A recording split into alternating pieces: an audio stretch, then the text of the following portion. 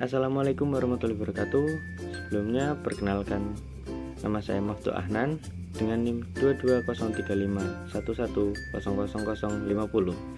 Saya perwakilan dari kelompok 1 dengan mata kuliah Fisiologi Hewan Air dengan anggota Aul dengan NIM 18, email dengan NIM 22, Yasita dengan NIM 28, Sofi Sydney dengan NIM 36, dan Putri Ajeng dengan NIM 48.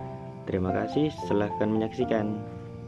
Kami dari kelompok 1 akan mempresentasikan mengenai mata kuliah Fisiologi Hewan Air, yaitu tentang sistem peredaran darah pada ikan, krustasea, dan moluska. Kelengkapan ciri fisik sistem peredaran darah.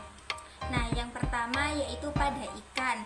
Sistem peredaran darah pada ikan termasuk sistem peredaran darah tertutup, yang artinya darah tidak pernah keluar dari pembuluh dengan jantung yang terus sebagai alat pemompanya, sehingga tidak ada hubungan langsung dengan sel tubuh yang ada di sekitarnya.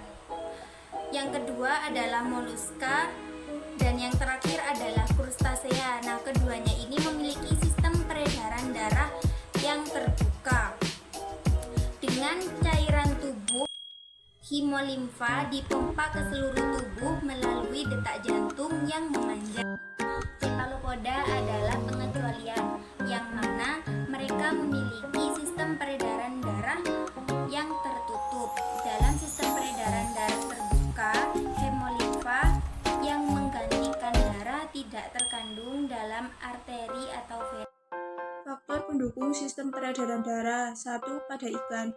Faktor pendukung sistem peredaran darah pada ikan yaitu sederhana, di mana terdiri dari jantung, darah, dan peredaran darah. Kedua, pada moluska. Faktor pendukung sistem peredaran darah pada moluska didukung oleh cairan tubuh, hemolimfa, lalu dipompa ke seluruh tubuh melalui detak jantung. Ketiga, pada krustase.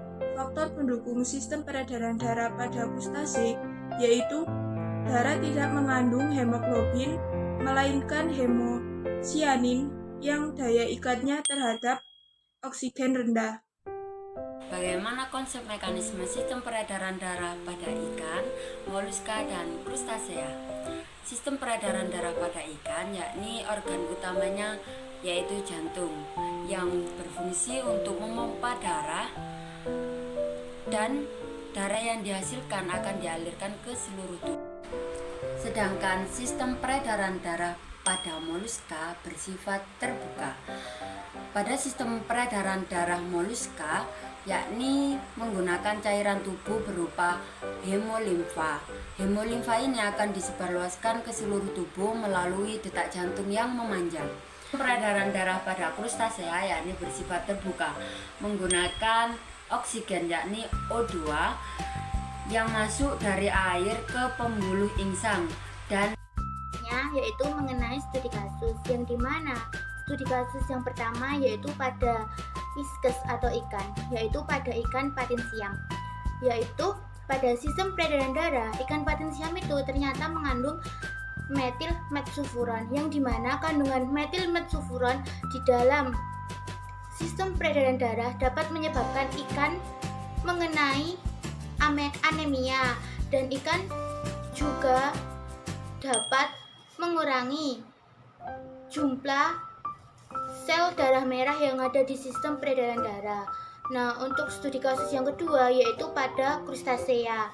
Sebagai contoh yaitu pada udang mendo. Nah, di mana jika udang mendo di dalam perairan menyerap logam berat atau timbal, maka dapat memperlambat proses metabolisme yang ada di dalam tubuh udang, sehingga pergantian krapaksnya akan sering terjadi atau semakin meningkat.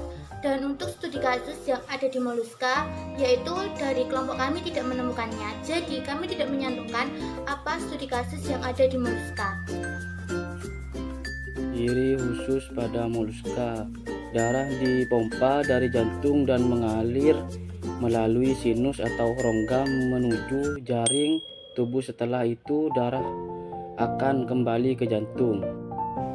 Demikian presentasi dari kelompok kami. Semoga bermanfaat dan jangan lupa like, comment, and subscribe. Terima kasih.